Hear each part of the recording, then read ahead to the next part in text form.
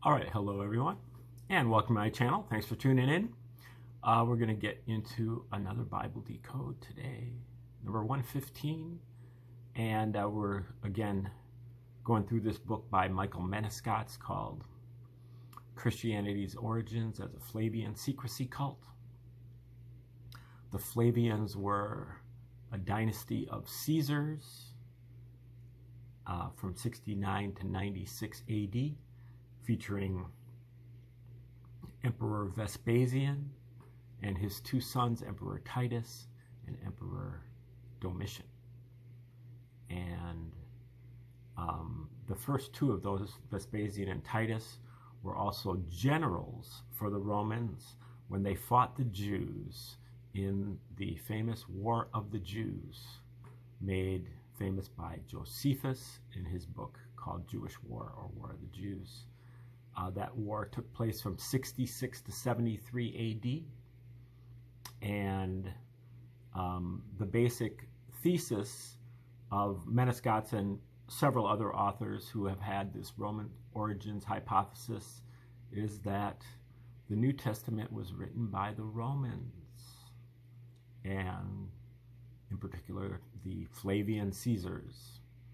And how they did it, what they did, is they backdated their story of Jesus by 40 years and put his ministry in the early 30s AD and set it up to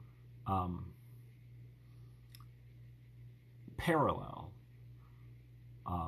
the 3-year military campaign of General Titus in this War of the Jews. And so the things that Jesus prophesies in the New Testament are fulfilled literally by Titus in Josephus's Jewish War. And usually with a brutal irony or a cold reality that is kind of gives you a shudder when you think about it. For example, when Jesus finds his first disciples, Simon and Andrew, on the fishing boat, and he says, "Come with me, I'll make you fishers of men." And he's saying it in, a symbolic way, like you're going to be reeling in new people for our new church or whatever. And but then you flash forward 40 years to that exact same location on the Sea of Galilee, and the Jews are fighting against the Romans on a sea battle, and it's like the Jewish ship tips over or something happens that causes many of the Jews to go into the water. And then Titus, encourages his men to harpoon or spear them, the Jews, out of the water when their head comes up above the water, above the, onto the surface, above the surface of the water. And so Titus is literally encouraging his men to be fishers of men. And that is just one example of a kind of a theme that's involved, where the symbolic, soaring, spiritual language of Jesus is fulfilled by a grim and brutal reality in Josephus's War of the Jews, which again is supposed to be a history. Josephus is regarded as being one of the great historians of antiquity, if not of ever. And his Jewish War is taken as one of the great works of history. So this is literally what happened. Now, I personally don't believe that Josephus ever existed. I believe he was just a pen name given by some Romans that were creating this psychological operation against the Jews. But that is not how Western historians look at it. And Josephus is also famous because he is the only first century author of any kind other than the New Testament to actually corroborate the existence of Jesus. And of course, that rings very hollow when you recognize that Josephus was just an instrument of the Flavian Caesars, which he admits in his autobiography. He was a Jewish general who eventually surrendered to General Vespasian of the Romans, and he defected to the Romans when he had an epiphany that God now favors the Jews, the Romans instead of the Jews. And so he defected, predicted that Vespasian would one day become emperor. When Vespasian did become emperor, he pardoned Josephus, brought him back to Rome with him, and gave him a townhouse at Caesar's palace, adopted him into his family. So he's now known as Flavius Josephus, and made him the court historian and assigned him to write about this war, which was overwhelmingly, given a favorable review by Titus and Vespasian. Now, also, the poison pill involved in the Jesus prophecies there, the place where Jesus makes the prophecy is the same place where Titus fulfills the prophecy. The date that Jesus makes the prophecy is 40 years to the day from the time that Titus fulfills the prophecies. And we're not just talking about one, we're talking about many. And what that basically means is that Titus is the second coming of Jesus, according to Josephus. And there are many other themes that are also involved. It's not just that particular set of parallels. There are many instances where the New Testament is parodying Jewish war, which shows that they were written by the same people at the same time for the same reason. And the reason was a psychological operation against the Jews.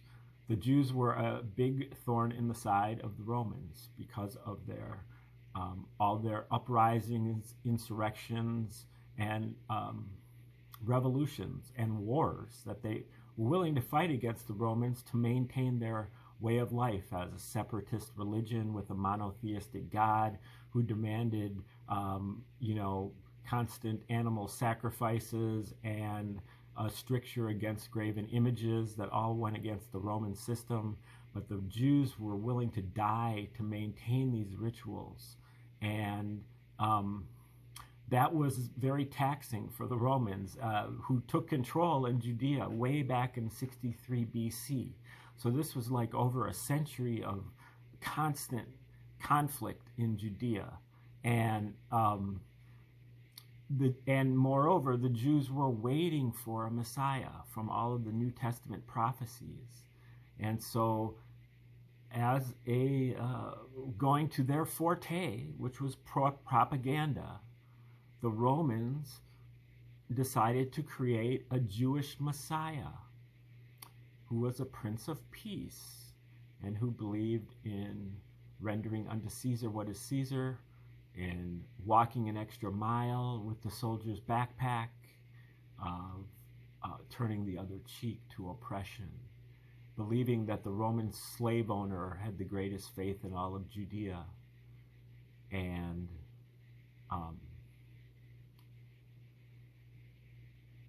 also, when Jesus actually did do something, some type of uprising or something, fighting back, he was always fighting back against the Jews, not against the Romans.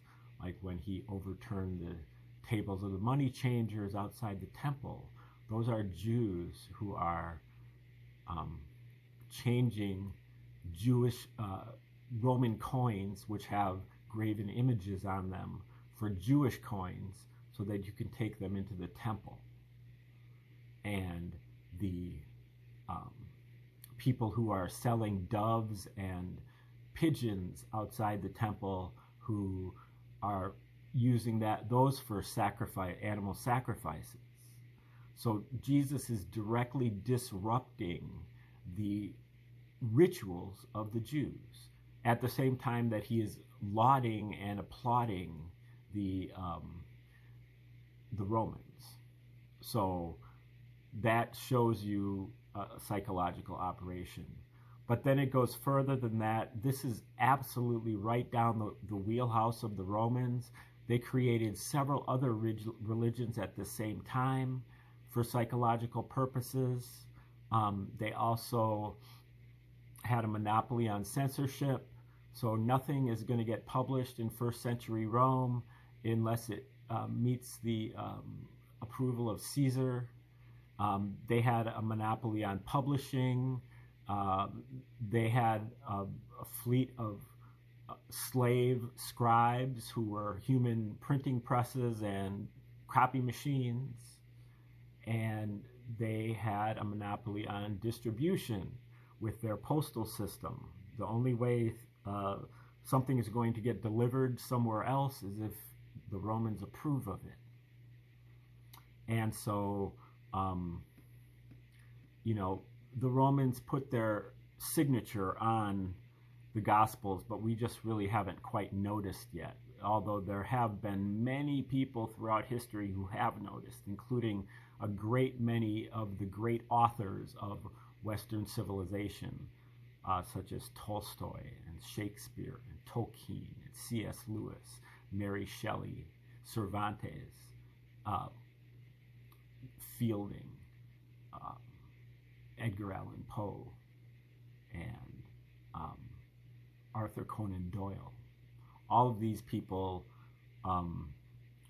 have embedded this story that the Romans created the Gospels into their work. And many historians are now starting to figure this out themselves as well, too. But what Michael Menescats does is he more or less proves it, at least beyond statistical,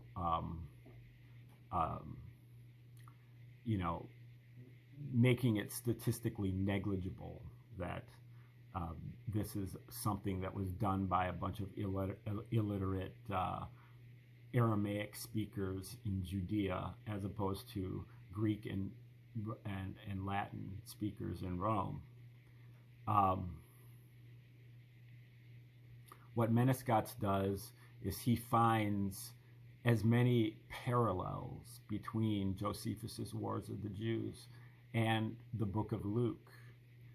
In his search, he found 250 parallels in just the Book of Luke. That's over 10 per chapter.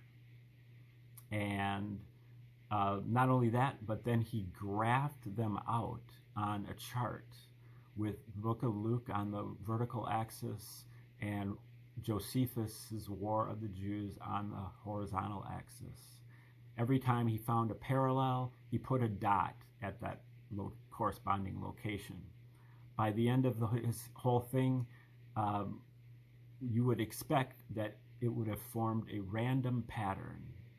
But instead, it forms 5 near-perfect letters in Latin, the language of the Roman elite, and they are APTVS, or possibly TUS, and I believe that stands for certainly Titus Vespasian as the T and the V, and possibly Arius Piso, one of their collaborators, or possibly Agion Pneuma, which means Holy Spirit, Father, Son, and Holy Spirit. Father being Vespasian and his son Titus. So, but the main point is that regardless of what it stands for, it's signal and not noise. And it basically means that not only did the Romans write the New Testament, but they literally signed their name to it. And we just haven't figured out the code for how they did it. And so Menescats digs into that here. And in his book, he goes through all 250 parallels in exhaustive detail. And, so far we're halfway through the book, and many of the parallels have been very, very strong. Some of them have been quite weak. Some of them, but when there are 250 of them, you recognize that some of the weak ones are just there to get a dot. But the strong ones are there in order to insult you, in order to mock you, and in order to belittle you, and in order to disgust you. As a reader, as a Jew, or as a Christian, they are insulting you with this. Joseph Atwill, the author of Caesar's Messiah and Shakespeare's Secret Messiah, two groundbreaking books in this genre, he has said that the New Testament is an intelligence test. Do you have the dispassionate nature to actually recognize that you're being mocked by this? Or are you too caught up with the spiritual, emotional feeling that you get, mostly recognizing that this comes from your past, that you grew up in the church, that your whole family is involved in the church, and so on, that you can't recognize that you're being really humiliated by this mockery that the Romans put together here? It is truly a work of genius, but it's very evil genius, and it's at our expense, and it is time that we wake up to this. So that's why I'm doing these videos. And we're going to start here with another set of parallels that has to do with the character of Jesus in the book of Luke, and how it parodies, or really how Josephus parodies Jesus, the character of Josephus. So Josephus is the author of the book, but he's also a character in the book because he claims that he was one of the generals fighting for the Jews in this war. Okay, so, and just like Jesus in Luke, Jewish war describes how Josephus suggests that God's sacred covenant with the Jews ended and is being replaced by a new arrangement as a result of the abomination of the Jews. Okay, start out here, Luke 16:15. Abomination in the sight of God. The law and the prophets were until John. I guess the law and the prophets were until John. Then he's got in parentheses saying, implying the end of the Jewish prophets and implicitly the end of the Jewish covenant resulted from an abomination. I don't like when he goes with this implying. He's got definitely enough evidence to leave everything explicit, but he, if he would have left everything explicit, he would still have 200 or more parallels. But he tries to get an extra few by implying certain things. It does say abomination, but it says abomination in the sight of God. The law and the prophets were until John. I don't even get what that means.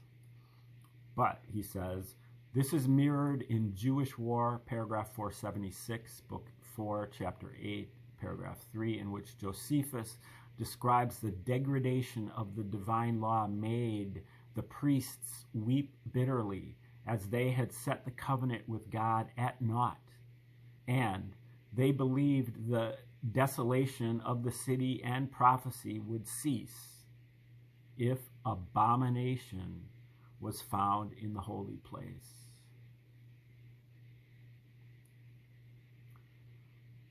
Okay, next parallel. And just like Jesus in Luke, Jewish war describes how Josephus' story also involves him being on the roof of a house and a man being scourged or whipped and made to be a red color. He's going from Luke 4:9. Satan took Jesus onto the pinnacle or the roof of the holy house. And then he has this buttress here by John 19:1. Pilate had Jesus scourged or whipped, and they put a purple robe on him.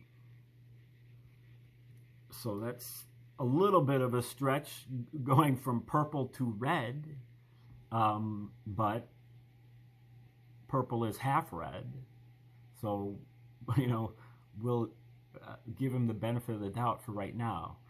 Jewish War 358 says, some still sought to attack, so he got on the roof of his house and bid them calm, and asked them to send in a delegation. So 4 leaders went in to the most secluded part of his house, and he closed the outer door. He then had him flayed to the bone, and threw the doors open and dismissed him, all covered in blood. So the others fled. Well, it seems like it at least follows the theme of the, kind of literal humiliation, but I think that's kind of weak, just the red to purple. There is a roof and there is the scourging that's happening. But otherwise, it is a parallel. You can put a dot there, but it's not something that you would really find unless you were looking for it. Okay, and it's also something that it could be coincidental. Now, if there's 200 of them, it probably isn't coincidental, but just by itself, it could be coincidental.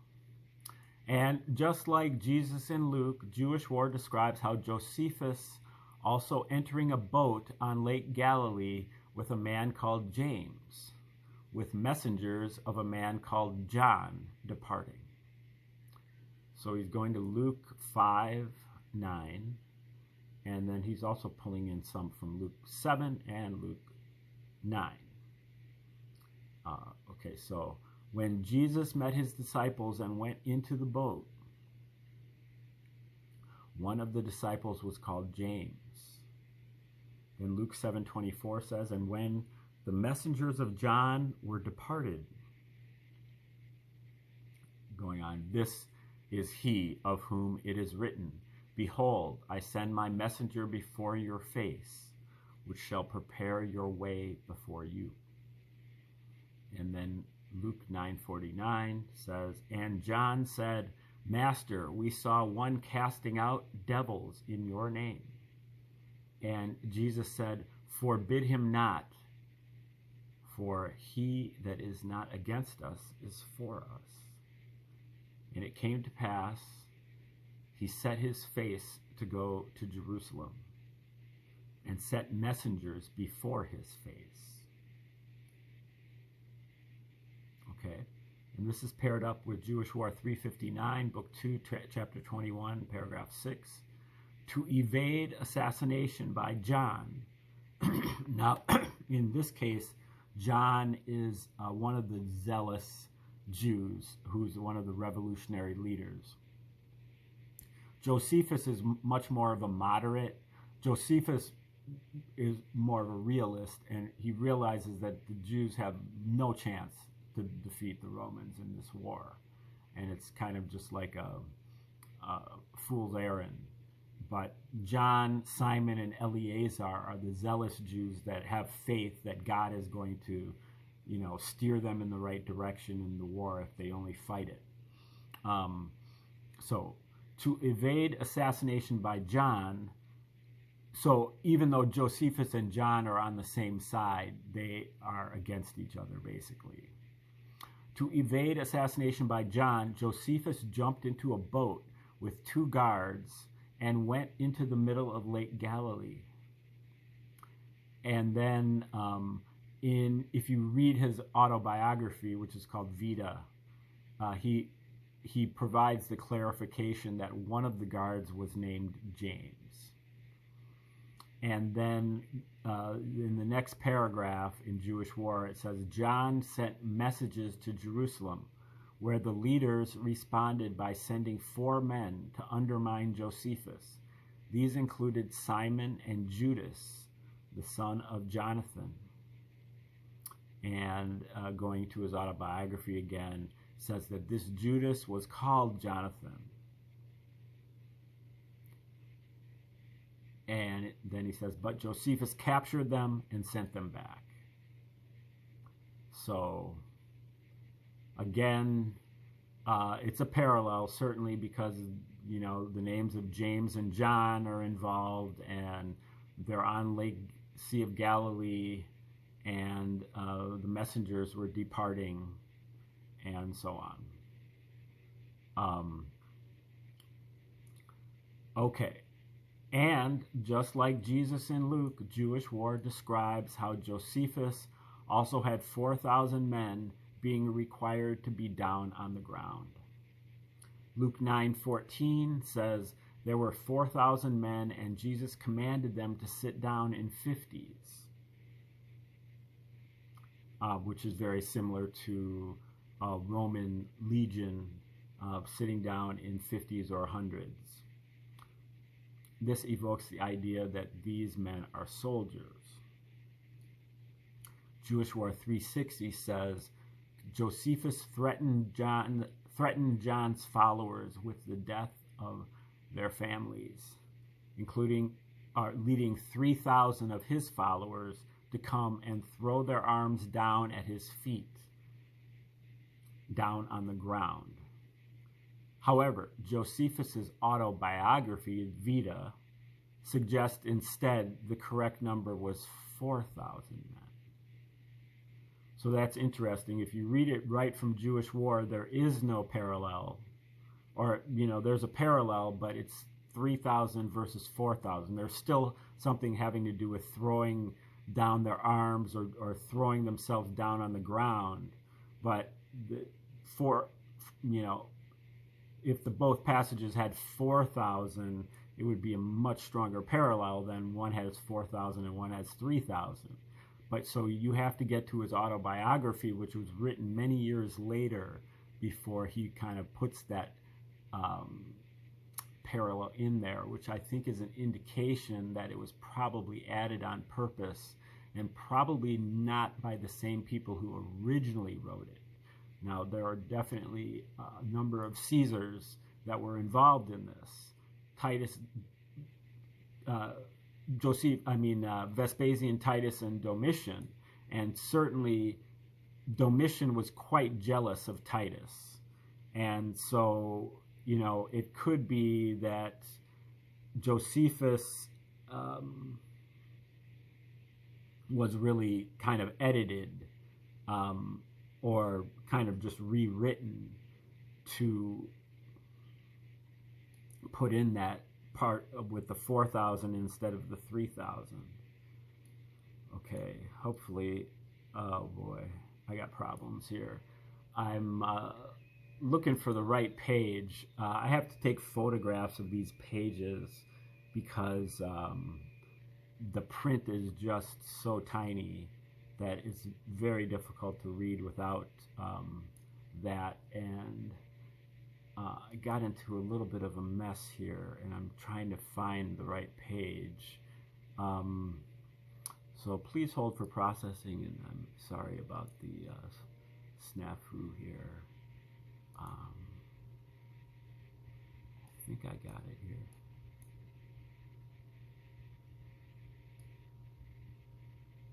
No, I don't.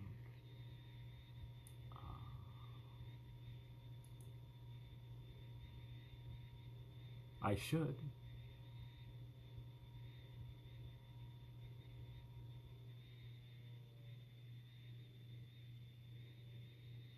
You know what? I had it, and then it was at the very tail end of my emails.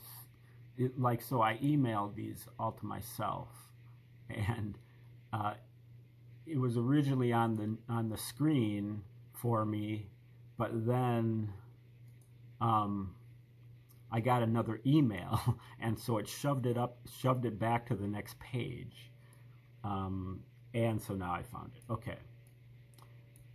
So the next parallel, and just like Jesus in Luke, Jewish war describes Josephus being a lord or ruler, and him appointed 70 leaders to go into each of the cities, and them successfully subjecting those cities to their rule through his authority or through his name. And this is from Luke 10:1. The Lord appointed 70 and sent them 2 and 2 into every city where he would come. And then skipping to verse 17. The 70 returned, saying even devils were subject through his name. And this is matched up by Jewish War 350, book 2, chapter 20, paragraph 5. Josephus came to Galilee, and as ruler he appointed 70 prudent elders to be rulers of the whole of Galilee, covering each city, with 7 in each city to judge petty matters.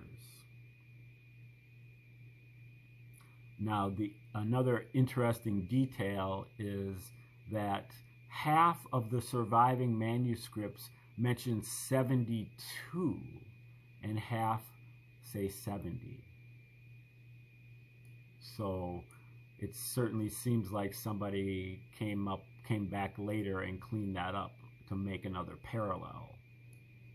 Now, I don't think any of this like jeopardizes the entire thesis, because there's so many parallels that, you know, you add 1 or 2 that might add a dot or 2 to the graph that makes it easier to read or whatever. You can see a copy on the thumbnail to the video of you know, the ones in black are where Josephus, the dots in black are where Josephus parodies the New Testament, and the ones in blue are where Jesus parodies Josephus, or possibly vice versa. So, but there's kind of an equal amount of both. And just like Jesus in Luke, Jewish War describes how Josephus' story involving a scene evoking the use of wings and moving under authority of a lord as a metaphor. And I don't believe we really have time to go over that. So we'll chime in on this one tomorrow. Try to remember where I'm at so we can get started right as fast as possible. But thanks for tuning in today. Like, share, subscribe, and comment, and tune in tomorrow. Have a great night.